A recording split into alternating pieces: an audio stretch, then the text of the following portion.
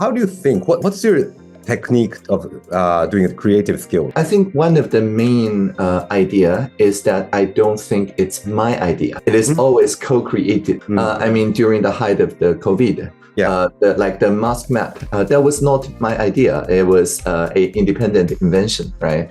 But when I saw that independent invention, I immediately think, instead of people manually updating whether there's mask or not, we can have an API, application programming interface, directly from the pharmacies. Then I asked the pharmacist how to do that. Like, if you're the digital minister, how would you do it? And so on. That improves the system, like with the people, not just for the people. So Audrey Tan, welcome to PIVOT. Hello, very happy to be here. Nice to meet you virtually again. Yes, nice to meet you again. So you were extremely popular in Japan. You served as a digital minister between 2016 and 2024, and you are now cyber ambassador at large in Taiwan. That's right. Switching to the diplomatic track, which means that I get to visit Japan more. Oh, we'd like to meet you. So what's your new role, cyber ambassador at large? Right. So already during the pandemic, as you know, I've been attending like the Summit for Democracy, like the Declaration for the Future of the Internet, the various international organizations that Taiwan is now becoming much more of a actively contributing to. So because that I was digital minister at the time, I was kind of serving two roles. One is locally working on digital policies, and one is internationally sharing our experience. So I'm really happy that I now dedicate my time. After May 20th, after I stepped out of the cabinet, I traveled to 20 different countries in 3 months, spreading the idea of digital democracy, collaborative creation, and things like that. So my role is, again, as a bridge, as a channel, but this time not just within Taiwan, but also from Taiwan to the world. So today I want to talk about your new book, which was freshly translated in Japanese. The Japanese title is 私はこう思考する. So it's like thinking skills of Audrey Tan. Okay. I didn't write it. It's an interview, right? Much like my other books that has me on the cover. It is me with a free-flowing conversation, just like the one we're having now, and compiled into a book. I'm very happy to see a Japanese translation. So how is your life as a digital minister, especially in tough times? There's COVID, there's war in Ukraine, the Middle East. How was your life? I ensure that I sleep for 8 hours every day, even if it's during the night when there's a cyber attack that I have to stay up.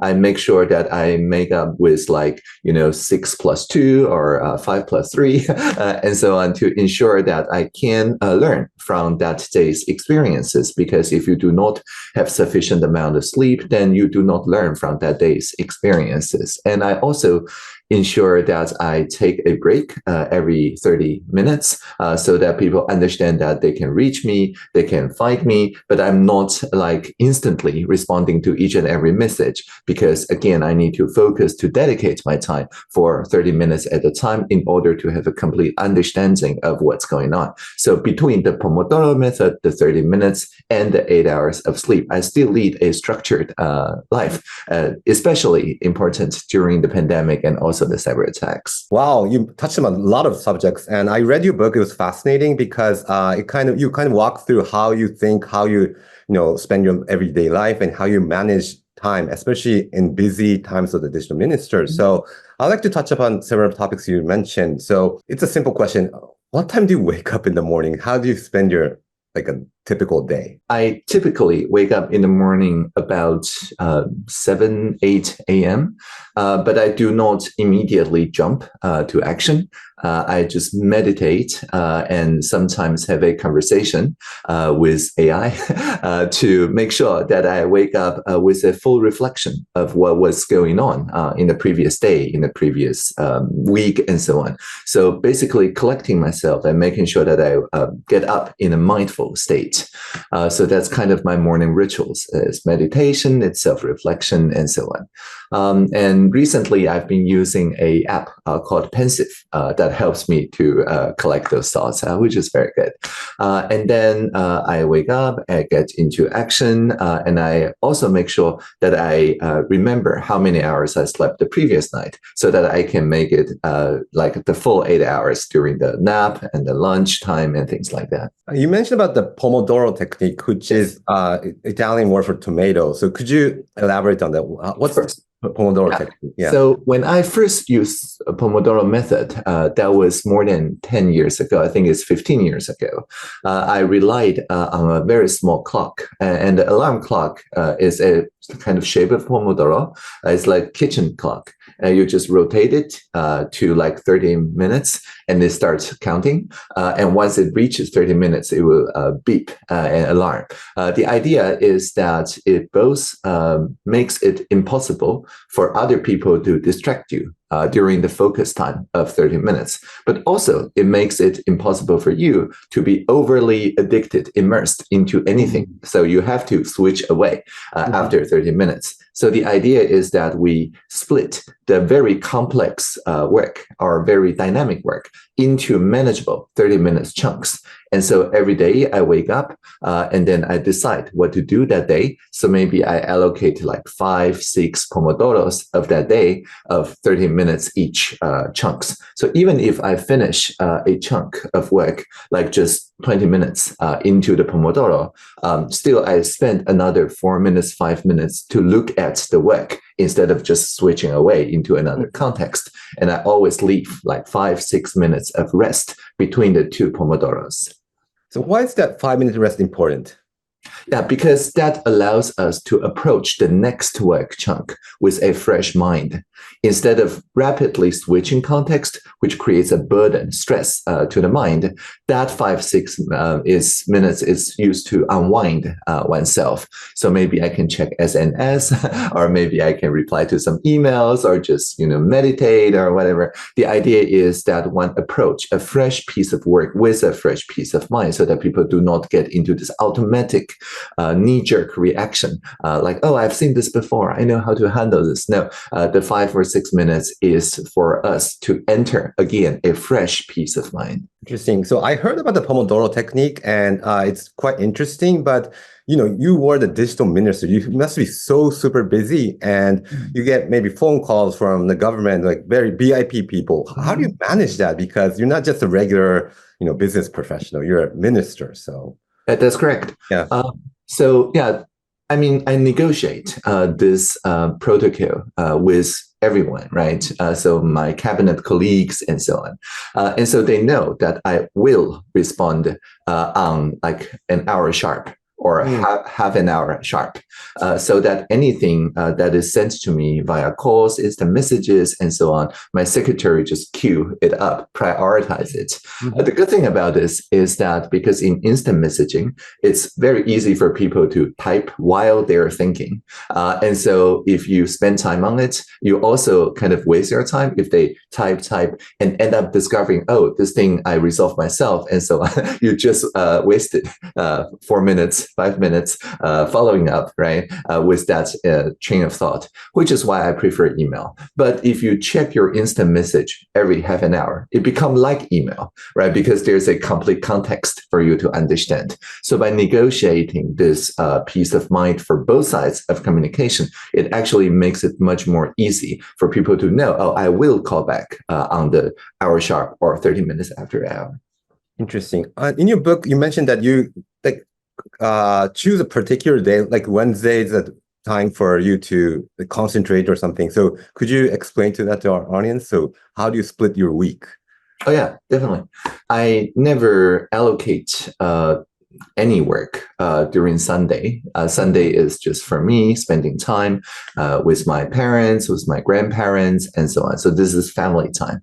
For Saturday, usually I use it to plan out the week ahead and also to reflect on the week before. So again, I do not schedule like busy work during Saturdays.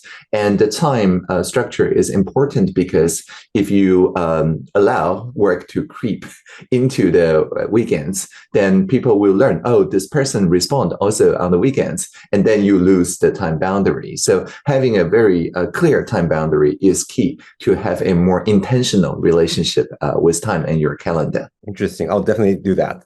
Mm-hmm.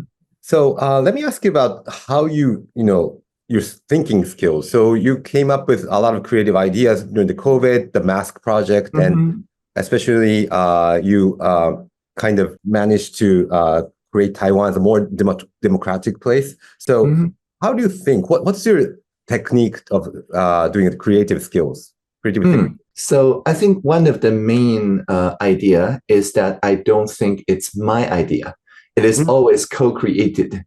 Because the key to continuous learning is not that you have one idea and you want to apply it to everything, but rather to cultivate a adaptive knowledge system. So I never learn in isolation. I learn in community, in open dialogues. So I ensure that instead of, okay, I have an idea, I'll just inflict on everyone.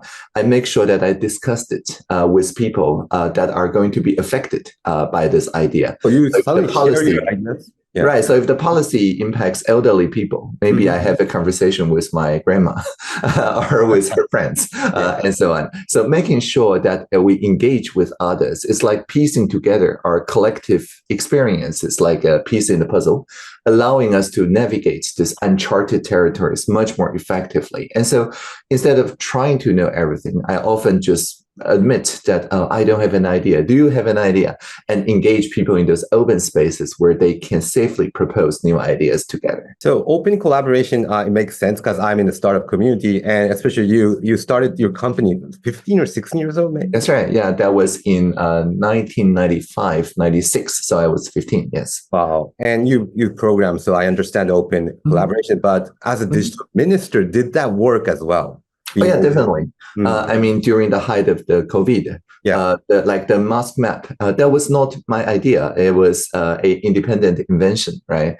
And so, but when I saw that independent invention, I immediately think, oh, instead of people manually updating whether there's mask or not, we can have an API, application programming interface, directly from the pharmacies. But how to update the pharmacy's API to reflect the actual stock?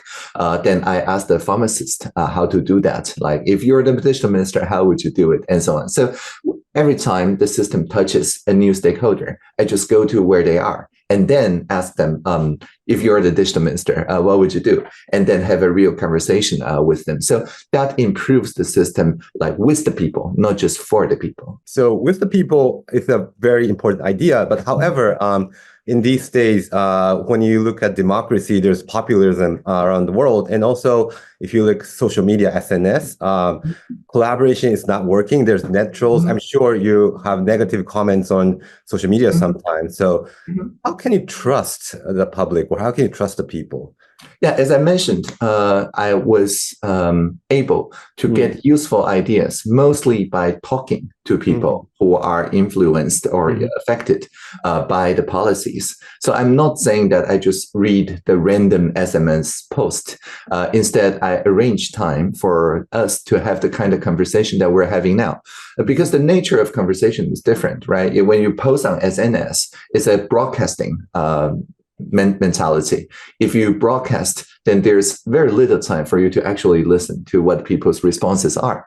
But as we're having this real-time dialogue between two people, between a few people, then I can see you nodding, right? If you don't comprehend what I was just saying, you can immediately check me and so on. So this is a much more active way of listening. It is broad listening. It is not just broadcasting.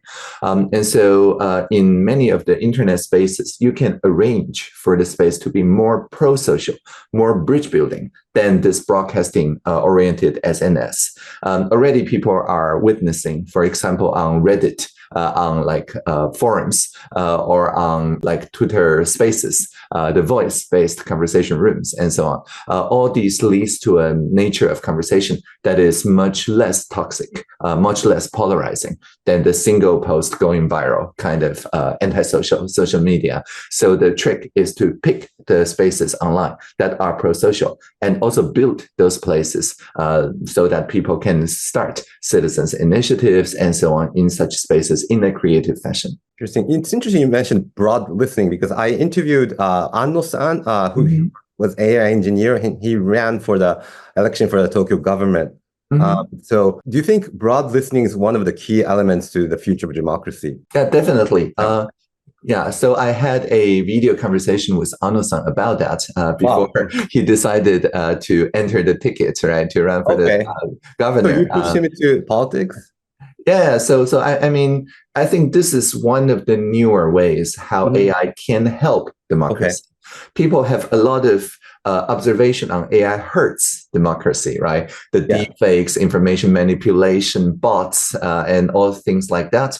But AI can also help us to make sense of a lot of group conversations.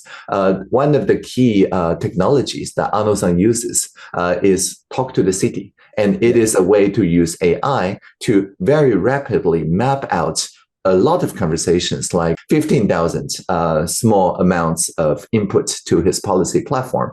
But a person cannot just read through or listen through it all. But Anno-san made it possible so that people can just call into a phone line and have a conversation with the virtual Anno. And then for all those suggestions to be mapped out, like what are the divisions? What are the bridges across those divisions? And all of these things can be analyzed by an AI and then made sure that people can understand, oh, despite our differences, here are the things we commonly understand, right? So this common knowledge is the output of broad listening. And that makes sure that everybody is on the same page instead of thinking we're polarized extreme versions of ourselves. Do you think that it's interesting that in Taiwan and Tokyo, there's so many experience of democracy? And do you think that we can change democracy like an East Asian style? Yeah, definitely. I mean, in East Asia, we already are very familiar with the idea of common good, right? In Mandarin, it's called 共好. 共好. Right. So the common good represents a shift from zero-sum thinking, like I win, you must lose, right? To positive-sum thinking, like we all win. And the idea of collaboration is to shifting those games that are traps that makes us all lose and shifting those games to new games where we all win, right? For example, you mentioned SNS. Last October, there was a study that says people do not want to unilaterally stop using SNS because if they stop, they miss something.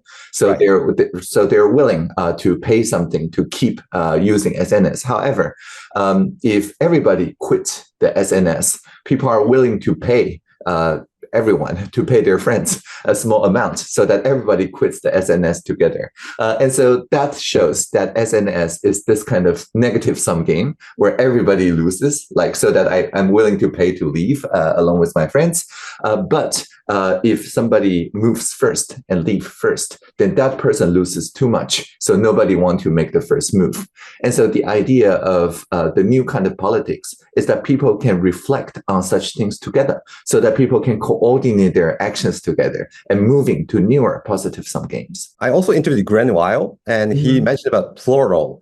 What does plural mean to you? So plural means not just diverse, not just a lot of different ideas, but also collaboration across that diversity. So it's not just that people have different ideas, but also we can show what are the common ideas that links those different ideas together. And it is this bridge making that is core to the plural idea of thinking. You mentioned Kongbao. So what's challenge is that it's important to collaborate, but we also need to respect each other's differences.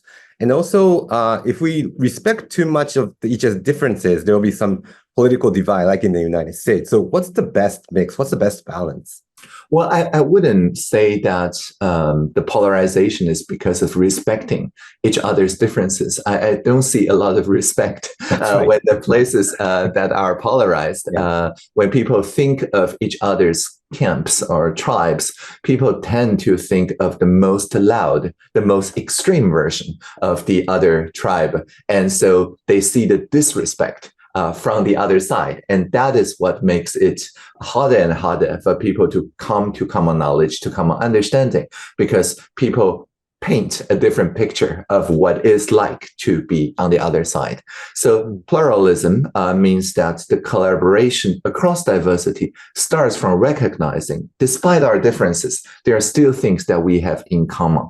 And on X.com, for example, there is this idea of community notes. So you can post a note to correct or to add context to a trending post, and only those notes that are agreed by people who don't usually agree, who usually disagree, will float to the top. So this is bridge-making potential. The notes with the high bridge-making potential will float to the top. So plurality is about designing the spaces to find out what are the bridge-making ideas. And that shows respect. Once people see, oh, people different from me also agree on these things, then it's around those things that we can build respect with each other. So you mentioned bridging the gap. So especially in politics, there are people of different opinions, and also in the startup community, some people disagree. And I think this is one of your thinking skills, but how do you make create a conversation with a person you disagree? Yeah, I think the most important thing is to ask, how do you feel about this? And why do you feel this way? Right? Because everyone is an expert in one's own feelings, and you cannot deny their feelings. But what we can do is, instead of saying that you should not feel this way, I don't feel this way, which is the surest ways to get into an argument, you can ask, why do you feel this way? And as they explain, you can find out, oh, that's because they have this experience. And what is the commonality, the common facts that underline this experience? And so then you can say, oh, I also am convinced that this is true, right? So by working backwards from a very strong opinion, back to the feelings, back to the facts, you can reach a common agreement point on the point of facts. And then you can say, oh, around the same fact, I feel differently because I have a different experience, but that's fine. That's where respect comes from. In your book, you mentioned that you can listen to people talking for 1 hour without interrupting them.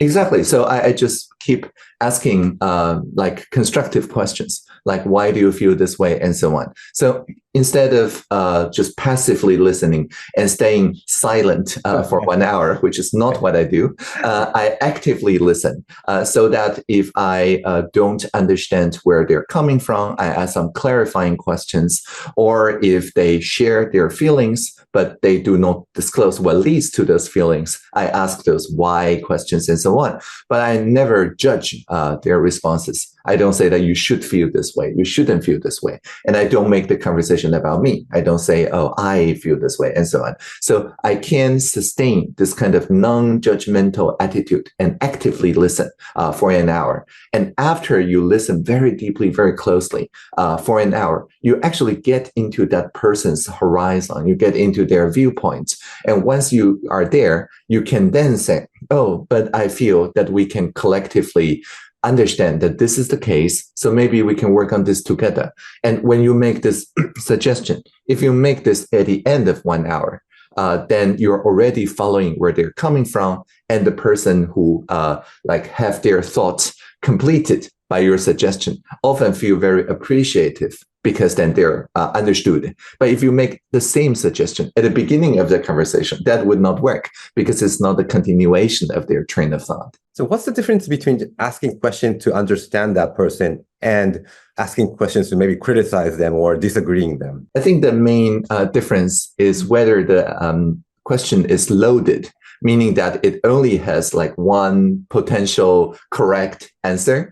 So like yes or no questions, or questions that leads people to like feel that, oh, it's a rhetorical question. You are asking this just fishing for answers, right? So the questions that are open-ended are genuinely curious. So I'm genuinely curious, like, why do you feel this way? What was the last time that you felt this way, and so on. And there's no right answer. There's no standard answer to those open-ended questions. And these questions are the ones conversations that lead to more constructive conversations. So Audrey, don't you get angry sometime or lose temper? Because I know I live in a startup community and I sometimes get irritated when people don't understand some technology or the beauty of digital democracy. Don't you get angry at sometimes?